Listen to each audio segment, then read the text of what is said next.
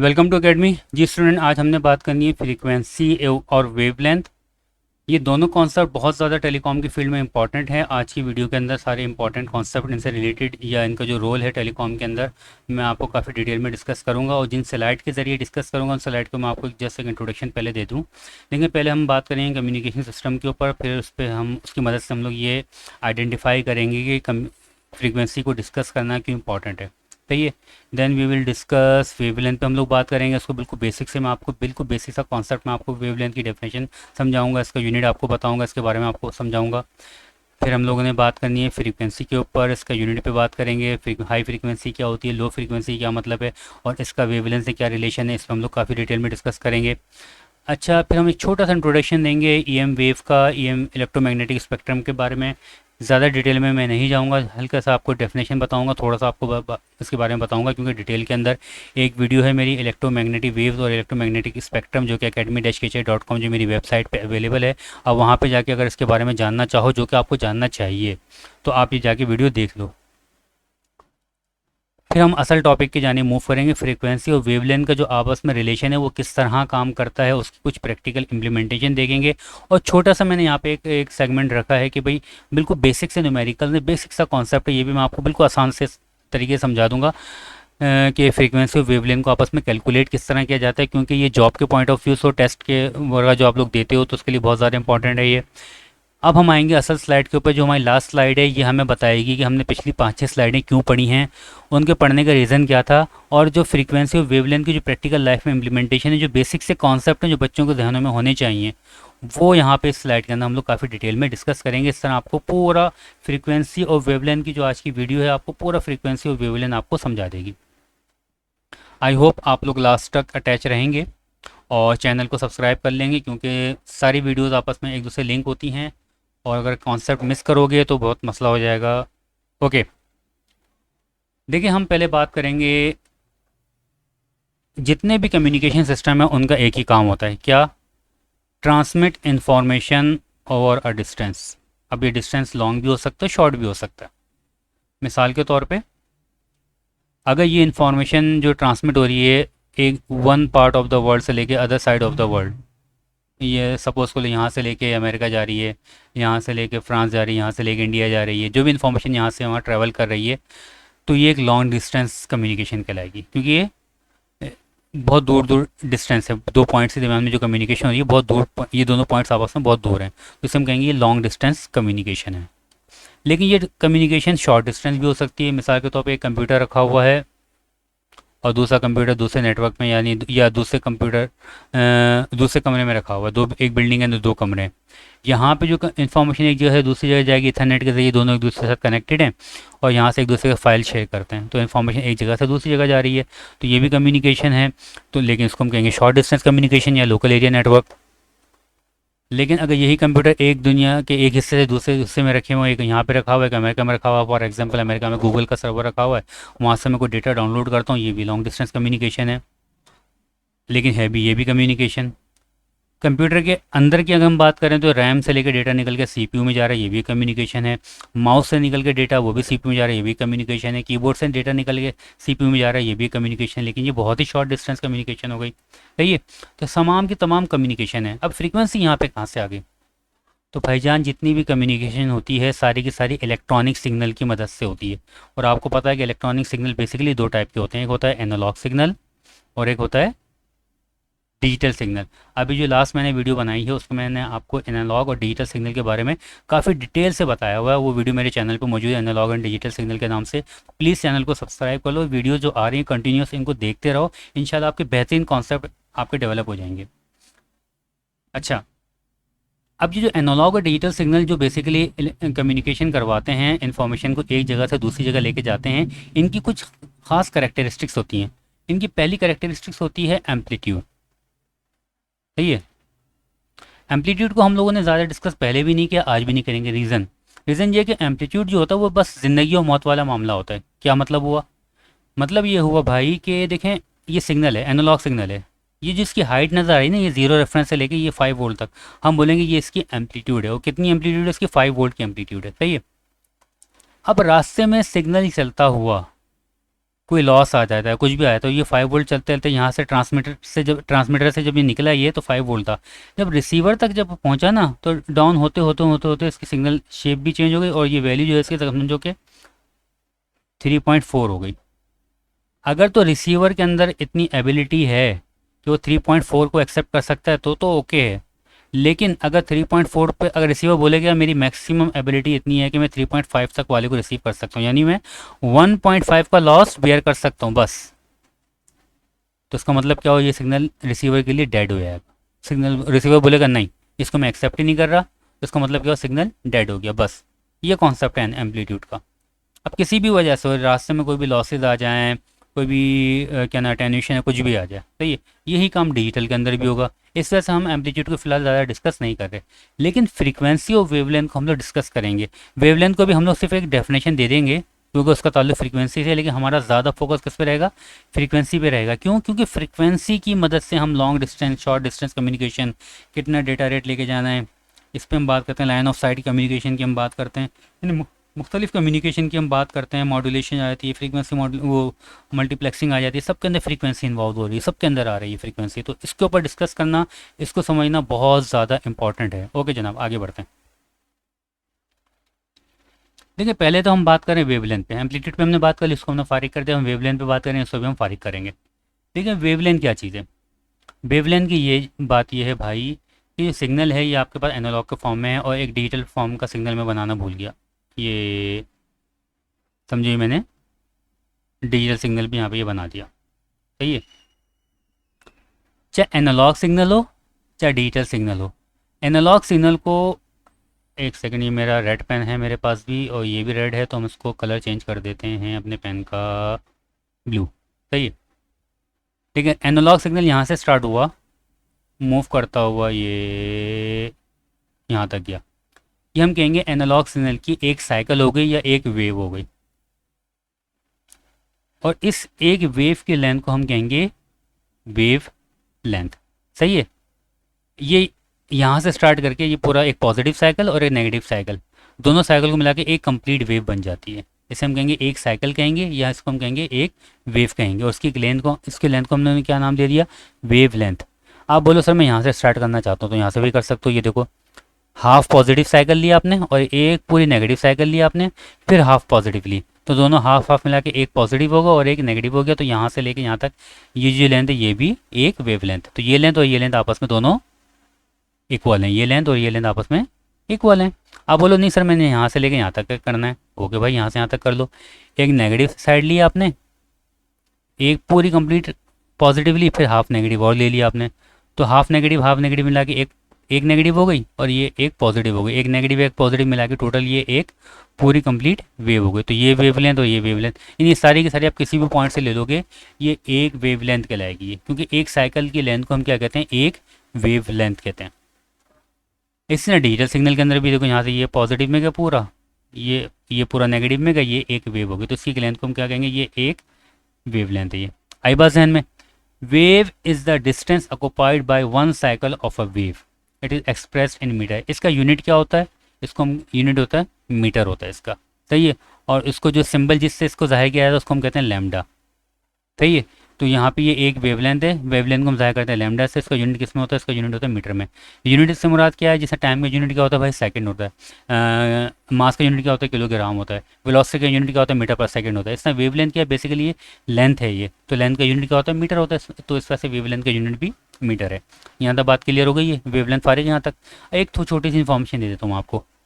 Microwave जो आप लोग घर में इस्तेमाल, उसको माइक्रोवेव क्यों कहते हैं, उसको माइक्रोवेव इस तरह कहते हैं, इस वजह से कहते हैं क्योंकि जो इसमें वेव इस्तेमाल होती हैं, इलेक्ट्रोमैग्नेटिक वेव जो इस्तेमाल होती हैं, जो आपके खाने को गर्म करती हैं, उनकी जो लेंथ होती है वो माइक्रो के अंदर होती है, माइक्रोन के अंदर होती है। 1 माइक्रो पता है किसके बराबर होता है, 1 माइक्रो बराबर होता है 1 मीटर को डिवाइड करो किससे, 10⁻⁶ से, यानी 1 मीटर के 10⁻⁶ इतने टुकड़े कर दो, बारीक बारीक बारीक बारीक बारीक बारीक, जो एक बारीक सा टुकड़ा होगा ना वो कहलाएगा 1 माइक्रोमीटर। तो इतनी बड़ी उसकी, इतनी लंबी उसकी वेव होती है, बिल्कुल बारीक सी वेव होती है इसकी, तो इसे हम कहते हैं माइक्रोवेव्स। उसका नाम ही हमने माइक्रोवेव रख लिया है, क्योंकि माइक्रोवेव ओवन जो होता है उसका नाम उसकी टेक्नोलॉजी की बेस पर रखा गया माइक्रोवेव ओवन, क्योंकि उसमें जो वेव इस्तेमाल होती हैं उनकी वेवलेंथ क्या होती है, माइक्रोन के अंदर होती है बिल्कुल। तो इसे हम कहते हैं माइक्रोवेव। यहाँ तक बात क्लियर है। अच्छा, एक और कॉन्सेप्ट बेसिकली वेवलेंथ से रिलेटेड मैं आपको दे दूँ, टाइम पीरियड। टाइम पीरियड क्या होता है भाई? ये जो वेवलेंथ इसने ली है, कुछ ना कुछ टाइम तो लगा होगा ना यहाँ से यहाँ पहुँचने में। 1 सेकेंड, 2 सेकेंड, 0.5 सेकेंड, सही है, मिली सेकेंड, कुछ तो लगा होगा टाइम। उस टाइम को हम कहते हैं time period of that wave. ये इसका टाइम पीरियड कहलाता है। ये यहाँ तक बात की, यानी आपको वेवलेंथ समझ में आ गई, यहाँ पे आपको माइक्रोवेव समझ में आ गया, यहाँ पे आपको टाइम पीरियड आपको समझ में आ गया। एक कॉन्सेप्ट क्लियर हो गया यहाँ पे। अभी वेवलेंथ से जाननी छोटी, अभी अगली वीडियो स्लाइड देखिए, फिर दोबारा वेवलेंथ थोड़ा सा और आते हैं। फ्रीक्वेंसी क्या होती है? देखो, कोई भी सिग्नल जब जनरेट होता है ना, तो जो वेरिएशन आती है, तेज़ी तेज़ी सिग्नल वेरी करता है, उसको हम कहते हैं फ्रीक्वेंसी। क्या मतलब, ये देखें, नहीं ये दो सिग्नल दिए गए, ऊपर वाला सिग्नल है ये हाई फ्रीक्वेंसी सिग्नल कहलाता है, और नीचे वाला सिग्नल है ये लो फ्रीक्वेंसी सिग्नल है। इसके ऊपर वाले की निस्बत नीचे वाली फ्रीक्वेंसी लो है। क्यों? क्योंकि नीचे वाले की ये एक साइकिल है, आधी आधी साइकिल, उसमें कितनी सारी ऊपर वाले की साइकिलें कंप्लीट हो गई हैं। इसकी एक आधी साइकिल कंप्लीट हो रही है, ऊपर वाले की 2-3 साइकिलें कंप्लीट हो रही हैं इसके अंदर। इसका मतलब क्या हुआ? ऊपर वाले की वेरिएशन तेज़ी से चल रही है, तेज़ी से उसमें चेंजेस आ रही हैं, जल्दी जल्दी साइकिल जनरेट हो रही हैं। ऊपर वाली साइकिल मैक्सिमम इतनी बन रही है, सही है। और नीचे वाली साइकिल कितनी बन रही है? नीचे वाली साइकिल ये इतनी बड़ी लंबी सी बन रही है, कोई लंबी सी एक साइकिल बन रही है। यानी इसकी एक साइकिल के अंदर ऊपर वाली की 3-4 साइकिलें आ रही हैं, सही है। तो इसका मतलब क्या हुआ? कि जितनी ज़्यादा वेरिएशन होती है ना, इसको हम कहते हैं ये फ्रीक्वेंसी ज़्यादा हाई है, और जितनी कम वेरिएशन होती है उसको हम कहते हैं फ्रीक्वेंसी लो है। तो अगर फ्रीक्वेंसी को बाय डेफिनेशन अगर हम देखें, in electronics frequency is the number of cycles of a signal wave in a given period of time. यानी एक ख़ास टाइम पीरियड के अंदर जो साइकिल्स जनरेट हो रही हैं, जो वेव्स के अंदर जो वेरिएशन आ रही हैं, उसे हम कहते हैं उस वेव की फ्रीक्वेंसी है। फ्रीक्वेंसी को हम मेजर किस में करते हैं? साइकिल्स पर सेकंड, यानी कितने साइकिल्स हुए एक सेकंड के अंदर। In electronics the unit of frequency hertz, इसको हम हर्ट्ज भी कहते हैं। मिसाल के तौर पर ये एक फ्रीक्वेंसी सिग्नल है जिसको हम कहते हैं हाई फ्रीक्वेंसी सिग्नल है, और ये एक लो फ्रीक्वेंसी सिग्नल है। हम इसको ऐसा क्यों कह रहे हैं? हम इसको ऐसा इस तरह से कह रहे हैं, मिसाल के तौर पर ये फ्रीक्वेंसी टाइम ग्राफ, ये देखो ये टाइम ग्राफ है समझो, सही है। ये हॉरिजॉन्टल एक्सिस हमने टाइम शो किया हुआ। सपोज कर लो यहाँ तक 1 सेकंड हो रहा है, यहाँ तक कितना हो रहा है? 1 सेकंड हो रहा है। इसका मतलब यहाँ तक, ये इसकी सीध में यहाँ तक ये भी 1 सेकंड हो रहा है। तो एक सेकंड में ऊपर वाली कितनी वेव्स हो गई हैं? देखो ज़रा, पॉजिटिव और नेगेटिव मिला के 1 वेव, पॉजिटिव नेगेटिव मिला के 2 वेव, पॉजिटिव नेगेटिव मिला के 3 वेव। इन 3 साइकिल हम कहेंगे कि 3 साइकिल्स पर सेकेंड, या इसको हम कहेंगे 3 हर्ट्ज इसकी फ्रीक्वेंसी है। नीचे वाले का क्या हो गया? नीचे वाले के देखो वही एक सेकंड के अंदर ये एक साइकिल हो गई, और ये दूसरी ये यहाँ से ये आधी साइकिल हो गई, सही है। हम बोलेंगे 1.5 साइकिल्स पर सेकंड या 1.5 हर्ट्ज फ्रीक्वेंसी इसकी हुई है। तो हम कह सकते हैं ऊपर वाली की फ्रीक्वेंसी हाई है और नीचे वाली की फ्रीक्वेंसी लो है। लेकिन एक बात आप यहाँ पर गौर से देखो, वेवलेंथ के साथ क्या हुआ? जिसकी फ्रीक्वेंसी हाई है उसकी वेवलेंथ लो है, जिसकी फ्रीक्वेंसी लो है उसकी वेवलेंथ हाई है। यानी फ्रीक्वेंसी और वेवलेंथ आपस में इन्वर्सली प्रोपोर्शनल है। यानी फ्रीक्वेंसी ज़्यादा होगी तो वेवलेंथ कम होगी, और फ्रीक्वेंसी कम होगी तो वेवलेंथ ज़्यादा होगी। यानी इन दोनों का आपस में क्या है? इन्वर्सली प्रोपोर्शनल इन लोगों का रिलेशनशिप है। यही चीज़ यहाँ पे दिखाई गई है। देखें यहाँ पे आपको दिखाया गया है, ये सिग्नल देखें, इसकी फ्रीक्वेंसी तेज़ी से जनरेट हो रहा है, इसकी फ्रीक्वेंसी हाई है, और ये सिग्नल जो है इसकी फ्रीक्वेंसी लो है, बिल्कुल लो फ्रीक्वेंसी सिग्नल यहाँ पे जनरेट हो रहा है, सही है। इसकी वेवलेंथ देखो बड़ी है, एक सिग्नल की वेवलेंथ बड़ी है क्योंकि इसकी फ्रीक्वेंसी लो है। इस सिग्नल की फ्रीक्वेंसी हाई है तो इसकी वेवलेंथ कम है। इसका मतलब क्या हुआ? फ्रीक्वेंसी और वेवलेंथ दोनों आपस में इन्वर्सली प्रोपोर्शनल है। आगे बात के लिए यहाँ तक। अच्छा, फ्रीक्वेंसी का जो हमने कहा कि हर्ट्ज़ में इसको मेजर करते हैं, लेकिन अब हम आगे तो जब हम पढ़ने जाएंगे बहुत ज़्यादा हाई फ्रीक्वेंसी की बात करेंगे, वहाँ पे हर्ट्ज़ की बात नहीं करेंगे, वहाँ पे हम किलो में बात करेंगे, मेगा में बात करेंगे, गीगा हर्ट्ज़ में बात करेंगे। यानी कोई बोलेगा कि मेरे पास एक सिग्नल आ रहा है उसकी फ्रीक्वेंसी 1 किलो हर्ट्ज़ है, इसका मतलब हुआ 1 किलो, आपको पता होता है 1 के किसके बराबर होता है? 1000। फिजिक्स में ये बात पढ़ी होगी आपने। तो 1 किलो हर्ट्ज़ का मतलब क्या हुआ? 1000 साइकिल पर सेकेंड। यानी ऐसा सिग्नल आ रहा है जिसमें एक सेकेंड में 1000 साइकिल आ रही हैं, सही है। जिस तरह आपका घर है, आपके घर में इलेक्ट्रिसिटी आती है, उसका सिग्नल कितना होता है? उसका सिग्नल होता है 50 हर्ट्ज़। 50 हर्ट्ज़ उसका सिग्नल होता है। यानी आपकी जो इलेक्ट्रिसिटी का सिग्नल साइन वेव आपके घर में आ रही है, उसमें एक सेकंड के अंदर 50 साइकिल्स आती हैं, सही है। इसी तरह 1 मेगाहर्ट्ज़ और ज़्यादा हाई फ्रीक्वेंसी सिग्नल है, 1 गीगाहर्ट्ज़ और ज़्यादा हाई फ्रीक्वेंसी सिग्नल है।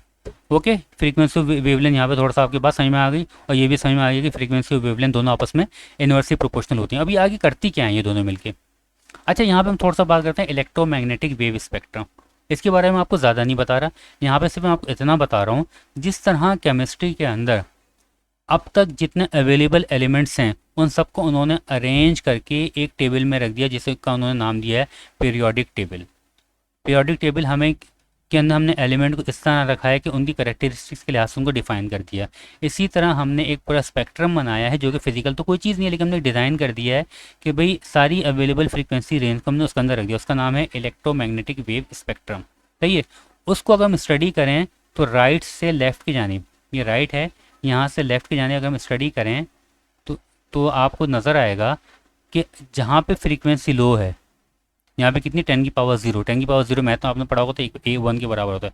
तो यानी फ्रीक्वेंसी 1 हर्ट्ज़ है, तो यहाँ पे देखो वेवलेंथ कितनी है, 10 की पावर 8, इतनी लंबी वेवलेंथ है। लेकिन जहाँ पे फ्रीक्वेंसी ज़्यादा हाई हो गई, 10 की पावर 24, इतने सिग्नल आ रहे हैं एक सेकंड के अंदर, वहाँ पे फ्रीक्वेंसी की, वहाँ पे वेवलेंथ कितनी छोटी हो गई, 10 की पावर -36, इतनी छोटी फ्रीक्वेंसी हो वो वेवलेंथ हो गई यहाँ पे। यानी देखो फ्रीक्वेंसी बढ़ रही है तो वेवलेंथ कम हो रही है, इस लिहाज से इस टेबल को अरेंज किया है। ये बात समझ में आ गई यहाँ तक तो इट्स ओके। अगर नहीं आई तो इलेक्ट्रोमैग्नेटिक वेव स्पेक्ट्रम की एक वीडियो academy-kj.com पे मौजूद है, इसको लाजमी देखना, बल्कि आप लोगों को देखना चाहिए, क्योंकि ये बहुत ज़्यादा कम्युनिकेशन फील्ड के अंदर इस्तेमाल होती है ये कॉन्सेप्ट। ओके, फ्रीक्वेंसी और वेवलेंथ को जब आपने पढ़ लिया तो यहाँ पर अब आप छोटा सा रिलेशनशिप देखते हैं इनका, आपस में इन दोनों ताल्लुक है क्या basically. Human can hear sound with frequency range between 20 hertz से लेकर 20 किलो हर्ट्ज तक।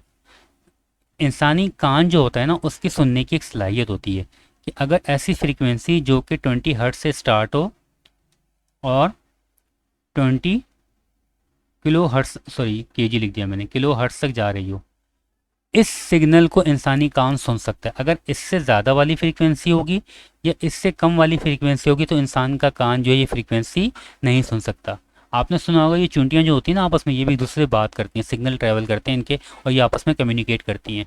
तो भाई जब ये कम्युनिकेट कर रही हैं, हम क्यों नहीं सुन पा रहे? हम इस वजह से नहीं सुन पा रहे कि ये जिस फ्रीक्वेंसी पे ये बात कर रही हैं वो फ्रीक्वेंसी या तो इससे अबव है या इससे लो फ्रीक्वेंसी है। उनके कान वो सुन सकते हैं, वो एक्सेप्ट कर सकती हैं, डिलीवर कर सकती हैं, हम नहीं एक्सेप्ट कर सकते उस चीज़ को। सही है। हमारा ये फ्रीक्वेंसी कहाँ से जनरेट होती है? हमारा मुंह जो है, हमारे मुंह के जो अंदर जो सलाहियत है, वो जो फ्रीक्वेंसी जनरेट करता है वो 20 से लेकर 20 किलो हर्ट्ज तक करता है। तो अपने मुंह से निकली हुई आवाज़ दूसरा बंदा भी सुन सकता है, उसकी आवाज़ हम लोग भी सुन सकते हैं, क्योंकि इंसानों के मुंह से जो फ्रीक्वेंसी निकलती है वो एक दूसरे को सुन सकते हैं, वो साउंड उनके लिए एक्सेप्टेबल होता है। सही है। अच्छा, ये मैं एक फ्रीक्वेंसी रिलेटेड आपको थोड़ी सी इन्फॉर्मेशन दूँ, फिर आगे इसको रिलेशन को मैं लेके चलूँगा। Sound with frequencies over than human ear range are known as ultrasound. यानी इससे बड़ी जो रेंज की फ्रीक्वेंसी जो होती है उसको हम कहते हैं अल्ट्रासाउंड, और इससे जो छोटी रेंज की फ्रीक्वेंसी होती है उनको हम कहते हैं इंफ्रासाउंड। सही है। अब फ्रीक्वेंसी और वेवलेंथ में आपस में रिलेशनशिप है क्या? देखिए, एक रिलेशनशिप इन दोनों के दरमियान में डिज़ाइन किया गया है कि वो ये है, C = F लैम्डा। अब ये फार्मूला कैसे ड्राइव हुआ, लीव इट, ये इंजीनियरिंग का टॉपिक है, उसमें हम नहीं जा रहे। लेकिन मैं यहाँ पर बताने का मकसद है क्या, इस फार्मूले की मदद से आप लोग जो है गिवन फ्रीक्वेंसी की वेवलेंथ पता कर सकते हो और गिवन वेवलेंथ की फ्रीक्वेंसी पता कर सकते हो। कैसे? फॉर एग्जांपल, सी की वैल्यू हमेशा फिक्स है, कांस्टेंट है। क्या मतलब? ये होती है इलेक्ट्रोमैग्नेटिक वेव की स्पीड जो है स्पेस में, इसकी ये आप समझ लो ये फिक्स वैल्यू है 3 × 10⁸ मीटर पर सेकेंड। सही है। बस इसका मतलब ये है कि अगर आपको फ्रीक्वेंसी दे दी है आप वेवलेंथ पता कर लोगे, अगर आपको वेवलेंथ दे दिया है तो आप लोग फ्रीक्वेंसी पता कर लोगे। कैसे? मिसाल के तौर पे अगर आपसे बोले कि भाई एक वेवलेंथ की फ्रीक्वेंसी पता करो, हम बोलेंगे अच्छा वेवलेंथ पता करना है, तो एफ यहाँ पर मल्टीप्लाई दूसरा पे आके डिवाइड में हो जाएगा, तो ये फार्मूला बन जाएगा C/F। और अगर फ्रीक्वेंसी गिवन है तो ये फार्मूला बन जाएगा C/λ। यही चीज़ आपको यहाँ पे न्यूमेरिकल में करके दिखाई गई है। मिसाल के तौर पर आपको दिया गया यहाँ पे देखें, find the wavelength of a signal जिसकी फ्रीक्वेंसी इतनी है, यानी मुख्तलिफ सिग्नल दे दिए गए हैं, उनकी फ्रीक्वेंसी दे दी गई है, बोला गया इन सब की वेवलेंथ पता करो। तो देखिए फ्रीक्वेंसी से वेवलेंथ पता करने के लिए मैंने क्या कहा कि फार्मूला आप लोग लगाओगे लैम्डा = C/F, और C की वैल्यू मैंने बता दी 3 × 10⁸ तो 3 × 10⁸ ऊपर लिखा हुआ है, और इसकी फ्रीक्वेंसी कितनी है 150 मेगाहर्ट्ज़, आपको पता है कि जब भी न्यूमेरिकल कैलकुलेट करते हैं तो न्यूमेरिकल की वैल्यू ओरिजिनल फॉर्म के अंदर लिखते हैं। तो मैंने 150 लिखा और मेगा का मतलब क्या होता है 6 टाइम्स 0 ना, 1 2 3 4 5 6, देखिए वही चीज़ यहाँ पे लिखी। कैलकुलेट किया तो आंसर किस में आ गया 2 मीटर के अंदर इसका आंसर आ गया। तो आप बोलोगे ये लैम्डा इसकी वेवलेंथ कितनी है 2 मीटर, यानी अगर 150 मेगा हर्ट्ज़ का सिग्नल होगा तो उसकी वेवलेंथ कितनी होगी 2 मीटर होगी।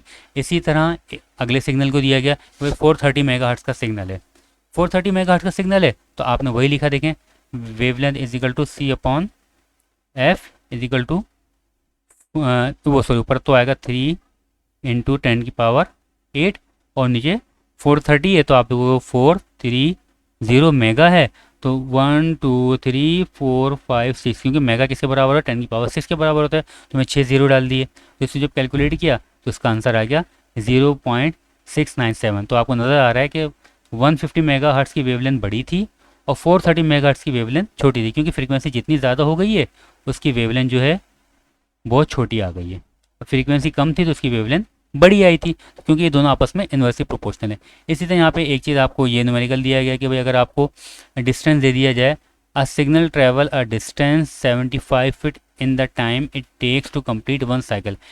एक सिग्नल जो है वो 75 फीट का 75 फीट का डिस्टेंस ट्रैवल करता है एक साइकिल के अंदर, यानी एक साइकिल की लेंथ कितनी दे दी उन्होंने 75 फीट दे दी है। और उससे पूछा गया इसकी फ्रीक्वेंसी पता करो, यानी एक साइकिल किसका कितना लंबा है,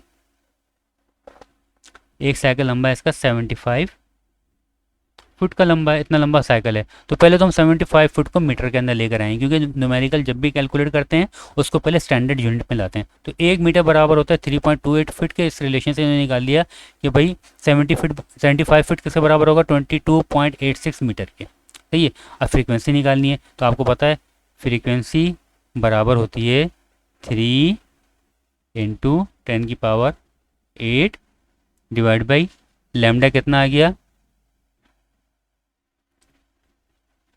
22.86, और जब उसको डिवाइड किया इसका आंसर आ गया 13.12 मेगाहर्ट्ज़।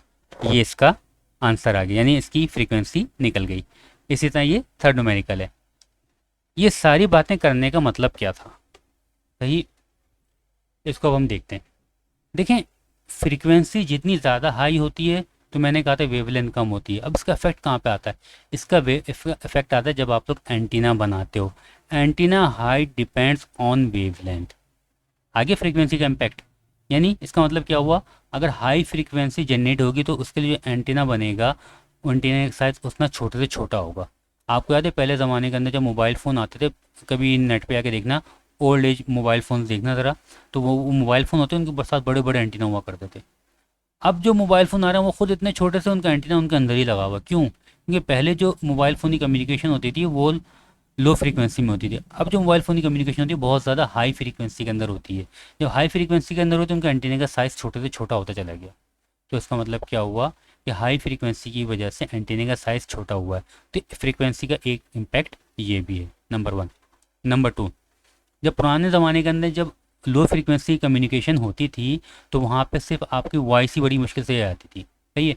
आजकल के ज़माने के अंदर तो इंटरनेट चल रहा है, इंटरनेट के अंदर 5G चल रहा है। ऐसा किस तरह पॉसिबल हुआ, ऐसा इस वजह से पॉसिबल हुआ जितनी ज़्यादा हाई फ्रीक्वेंसी होगी उतना ही डेटा ज़्यादा कैरी करके एक जगह से दूसरी जगह लेके जाएंगी। क्योंकि आपको मैंने बताया था मॉड्यूलेशन वाली वीडियो के अंदर, जितनी ज़्यादा हाई फ्रीक्वेंसी होती है उसके अंदर वेरिएशन उतनी ज़्यादा होती है और इतना ही ज़्यादा डेटा ये अपने अंदर अकोमोडेट कर सकती है। तो जितनी ज़्यादा हाई फ्रीक्वेंसी होगी उतना ही ज़्यादा डेटा एक जगह से दूसरी जगह ट्रैवल करेगा और आपको एंटीना भी छोटे से छोटे चाहिए होगा। तो ये पॉइंट भी आपका क्लियर हो गया।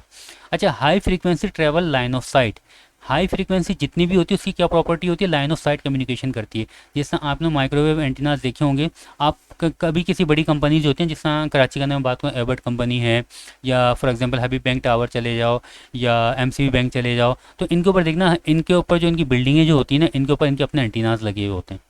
वो क्यों लगे हुए होते हैं, वो इस वजह से लगे हुए होते हैं, ये क्या करते हैं, एक एंटीना यहाँ लगाते हैं, एक एंटीना अपनी किसी ब्रांच पे लगाते हैं, वहाँ से ये आपस में माइक्रोवेव लिंक बनाते हैं, direct point two point communication करते हैं। क्योंकि हाई फ्रीक्वेंसी जो होती है वो point two point communication, line of site communication के लिए इस्तेमाल होती है। लाइन ऑफ साइट कम्युनिकेशन किसे कहते हैं, यानी स्ट्रेट लाइन में कम्युनिकेशन होती है। सही है। इसी वजह से ये एंटीना हाइट पे लगाए जाते हैं, क्योंकि अगर इनके बीच में बिल्डिंग आ जाएगी ना, ये कम्युनिकेशन डिस्टर्ब हो जाएगी। यानी एंटीना इस तरह लगाए जाते हैं कि बिल्कुल सामने दूसरा एंटीना सामने मौजूद हो। अब बेशक नज़र ना आए, वो दूरबीन से नज़र आएगा, लेकिन बीच में कोई हर्डल ना हो, इसे हम कहते हैं लाइन ऑफ साइट कम्युनिकेशन। तो जितनी भी हाई फ्रीक्वेंसी होती है उसकी खासियत क्या होती है, वो लाइन ऑफ साइट में ट्रैवल करती है, बिल्कुल स्ट्रेट ट्रैवल करती है। Low frequency travel along the surface of the earth, इससे क्या मतलब हुआ? देखें, जब मैंने आपको सैटेलाइट कम्युनिकेशन आपको पढ़ाई थी, उसमें मैंने एक बात बताई थी आपको कि ये अर्थ होती है ना, यूँ कर्वेचर है, कर्व है, सही है ना। यहाँ पे हम हमारा एक एंटीना लगा हुआ है और एक एंटीना यहाँ कहीं लगा हुआ है। अब इनके दरमियान में हम हाई फ्रीक्वेंसी कम्युनिकेशन इस्टेब्लिश नहीं करवा सकते। क्यों नहीं करवा सकते? कि देखो, लाइन ऑफ साइट ट्रैवल यहाँ से जनरेट करवाएं फ्रीक्वेंसी, सीधी यूँ गुजर जाएगी, इससे नहीं टकराएगी आगे। तो हम क्या करेंगे यहाँ पे, हमें या तो एक काम करना पड़ेगा, यहाँ पे एक एंटीना और लगाना पड़ेगा, तो जो इसको signal they line of site, और जो फिर इस तरह तो हम कम्युनिकेशन इस्टेब्लिश कर सकते हैं। लेकिन अगर हमारे पास ये ना करना चाहें तो हम क्या करते हैं, यहाँ पे लो फ्रीक्वेंसी कम्युनिकेशन इस्तेमाल करते हैं। क्यों? क्योंकि लो फ्रीक्वेंसी की क्या प्रॉपर्टी होती है, वो कर्वेचर ऑफ द अर्थ के साथ साथ ट्रैवल करती है, वो यू इसके साथ साथ पूरा गोल गोल घूमती है, इसके साथ साथ साथ साथ साथ साथ, सही है। तो इसी तरह जब पुराने ज़माने के अंदर जो है अमेरिका के अंदर रेडियो होता है ना, रेडियो BBC उर्दू आता था, तो लोग अमेरिका में अंदर, तो पुराने ज़माने जो बाबे होते थे ना, वो अपने पास रेडियो क्यों रखते थे, वो अमेरिका में जो BBC उर्दू चलता था वहाँ की ट्रांसमिशन पाकिस्तान में बैठ के सुनते थे, सही है। यानी रात के टाइम पे ख़ास तौर पर, क्योंकि रात के मैंने आपको बताया था, ये सेटेलाइट कम्युनिकेशन के अंदर जो आपकी अर्थ होती है ना, उसके ऊपर एक लेयर बनी हुई होती है। अब वो फिजिकल कोई लेयर नहीं होती, लेकिन ये वेदर कंडीशन की वजह से होती है, क्योंकि जितना आप ऊपर जाते जाओगे ये ठंड बढ़ती जाएगी ऊपर। जब ठंड बढ़ती जाएगी तो यहाँ पे जो है मीडियम चेंज हो रहा है, यहाँ पे लेस डेंस मीडियम है, यहाँ पे हायर डेंस मीडियम है। तो इससे क्या होगा, जो वेव जो यहाँ से जनरेट होती है टकरा के यूँ वापस आती है, सही है, आयनोस्फेरिक कम्युनिकेशन कहलाती है। तो ये आपको मैं सेटेलाइट कम्युनिकेशन में काफ़ी डिटेल में बता चुका हूँ। तो जो हाई फ्रीक्वेंसी जो होती है, लो फ्रीक्वेंसी जो होती है, उससे ट्रैवल करती है पूरा, फिर टकराती है, फिर वापस आती है, फिर टकराती है, फिर वापस आती है, इस तरह अर्थ के साथ साथ वो पूरा अर्थ को कवर करती है, वो हाई लो फ्रीक्वेंसी कम्युनिकेशन। वही चीज़ मैंने आपको सेटेलाइट कम्युनिकेशन में आपको समझाया। अच्छा, signal with shorter wavelength have more trouble penetrating. अच्छा, जो शॉर्टर वेवलेंथ की सिग्नल होता है उसकी इसकी बुराई क्या होती है? उसकी बुराई ये होती है भाई कि उसके सामने हर्डल आती है, फ़ौरन ज़्यादा वो ब्लॉक हो जाता है, जबकि लो फ्रीक्वेंसी सिग्नल जो है आराम से इसमें पेनिट्रेट करता हुआ निकल जाता है। ये खासियत होती है हाई फ्रीक्वेंसी और लो फ्रीक्वेंसी की। एज ए रिज़ल्ट, इसका रिज़ल्ट क्या निकलता है? इसका रिज़ल्ट ये निकलता है, घर में जो वायरलेस एक्सेस पॉइंट लगे हुए होते हैं जो हाई फ्रीक्वेंसी पे ऑपरेट होते हैं, यानी 5 मेगाहर्ट्ज़ पे ऑपरेट होते हैं, सही है। या एक एक एक आते हैं राउटर जो 2.5 मेगाहर्ट्ज़ पे ऑपरेट होते हैं, एक आते हैं 5 मेगाहर्ट्ज़ पे ऑपरेट होते हैं। 5 मेगाहर्ट्ज़ वालों की स्पीड बहुत ज़्यादा होती है, अच्छी स्पीड पे ऑपरेट, यानी ये इंटरनेट इन पर अच्छा चलता है, आपको लिंक अच्छा मिलेगा। लेकिन इनकी एक बुराई है। इनकी बुराई क्या है? इनकी बुराई ये कि ज़्यादा लॉन्ग डिस्टेंस कम्युनिकेशन ये नहीं कर सकते। क्यों नहीं कर सकते?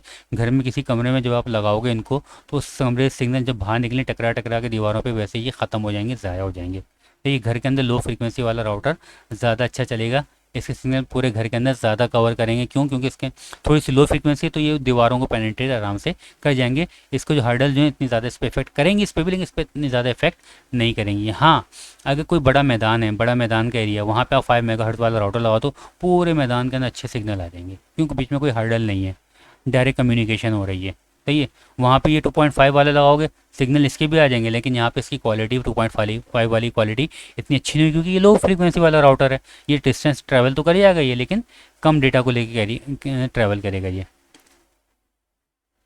आई होप ये सारी बातें आपको समझ में आ गई होंगी। फ्रीक्वेंसी लॉन्ग हाई फ्रीक्वेंसी क्या होती है, लो फ्रीक्वेंसी क्या होती है, उनका आगे कम्युनिकेशन के अंदर क्या इम्पैक्ट होता है। ओके जनाब, थैंक यू।